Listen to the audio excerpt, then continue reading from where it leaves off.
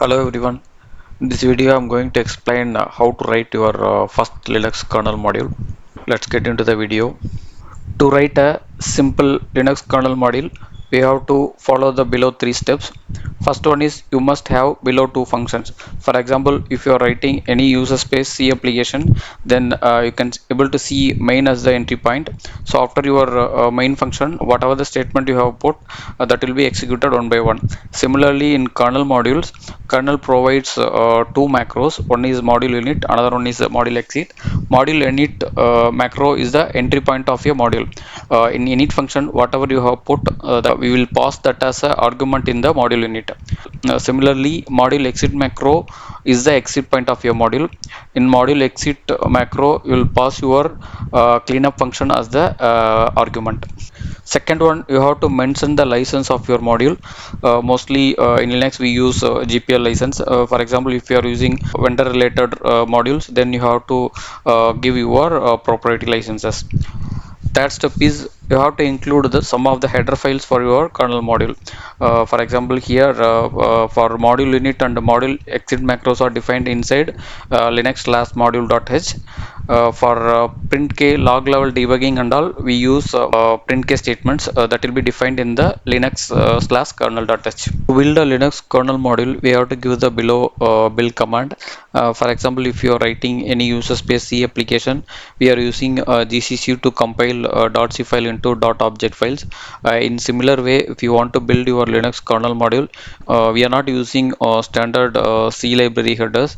Instead, we are using kernel headers to build our kernel module. So for that, we have to use below argument for the make.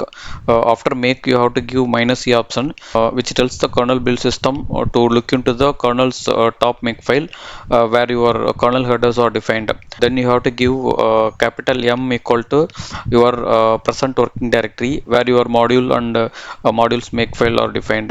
Then you have to give modules as the last argument, because we are going to compile loadable kernel modules, so we have to give a modules option at the end.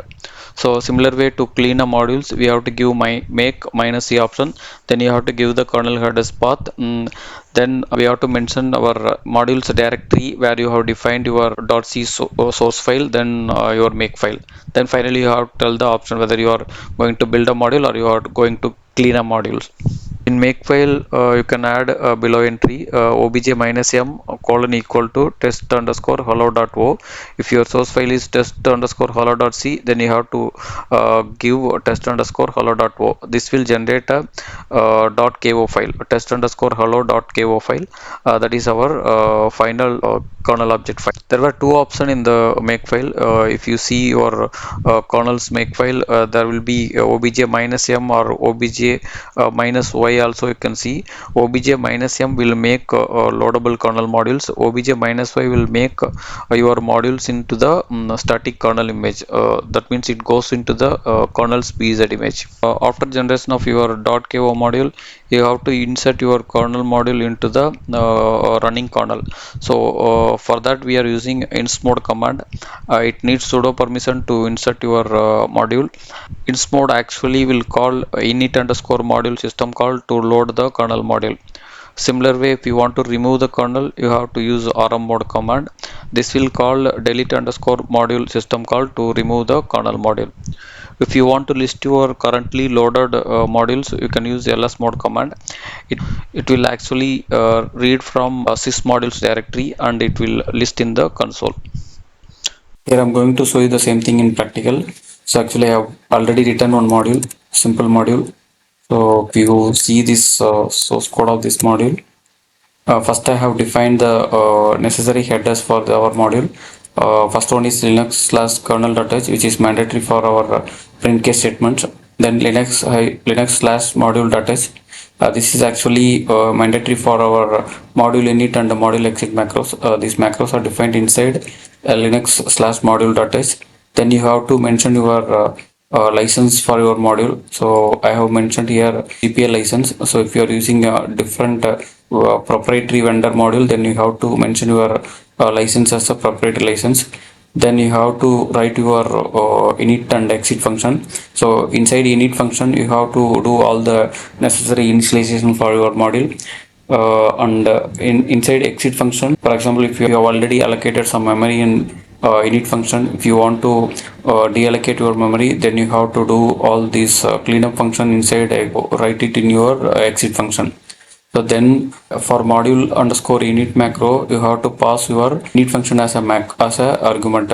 So similar way for module exit macro, you have to pass your exit function as a argument. So, and also one more thing you have to notice, init function, the return value will be int. For exit function, the return value will be void. Whenever you insert your module, that time your module unit will be getting called, so that this function will be executed. So similar way, if you are removing your module, then module exit will be getting called, so that this function will be getting called. Here I'm compiling a module, so I have written as obj minus m. If you put obj minus y, then your module will go into the static kernel image. Then colon equal to, then you have to mention your source file name with the .o extension. For example, if your source code name is test underscore hello.c, then you have to mention here as test underscore hello.o. To build our module, I'm using this command. Here minus c will tell the path where your kernel headers are defined. Capital M will tell the path where your modules are defined. Then finally we have to give modules option. Since we are building modules, we have to give the modules option. For example, if you are cleaning the modules, then you have to give clean here. Also, I want to show you the path where your kernel headers are defined. If you give this entire path,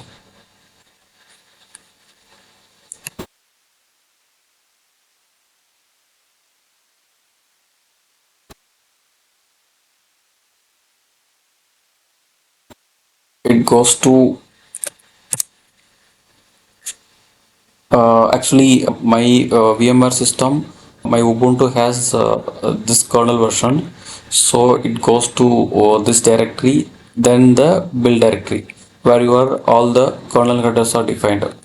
If you see, if you go one step back, cls minus l, if you see here, this build will point to the path where your kernel headers are defined.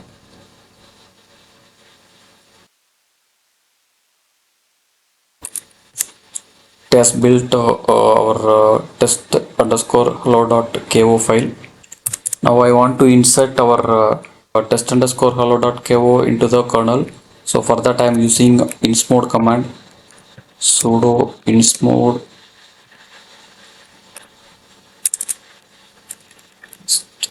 underscore hello.ko. You must need a sudo permission to insert your module.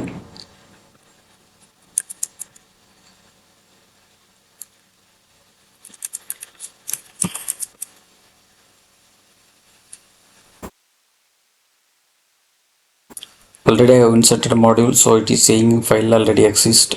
So I have to remove the module now. For that I am using rmmod command. This also need a sudo permission.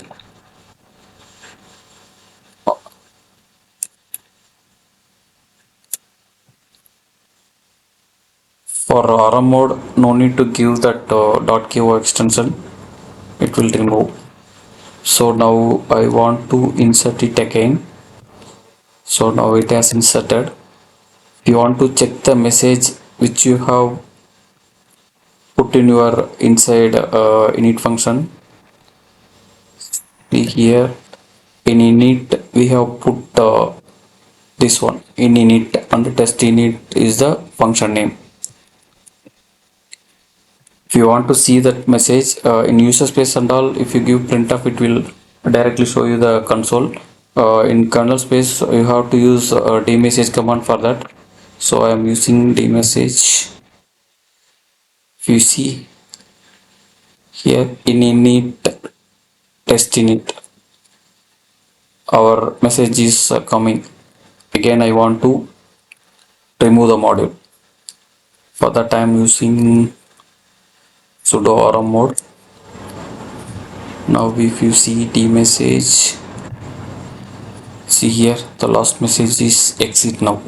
So whatever we have defined in our exit function, that is printing over here. And also if you want to see modules information, you can use mod info this underscore okay.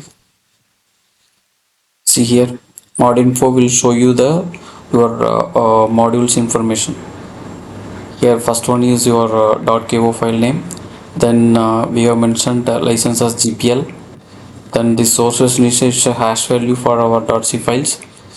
Then we don't have any dependency file because we have written only a simple module, so we don't have any dependency file. Then we have a name of our module.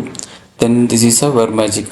So magic is actually for example, if you are building your module with one kernel and if you are trying to load it in another kernel version, then that time your module will not be loaded successfully, because that time it will check the magic string. If it matches, then only your loading will be successful, otherwise it will say invalid symbol format. So I want to show you lsmod here. So currently I have removed the module, so lsmod will not list our modules, because lsmod is basically to list currently loaded modules. So here if you see lsmod, our modules are not present over here. But if I insert again,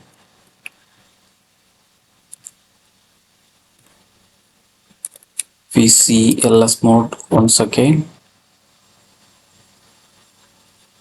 The top you can see our module over here.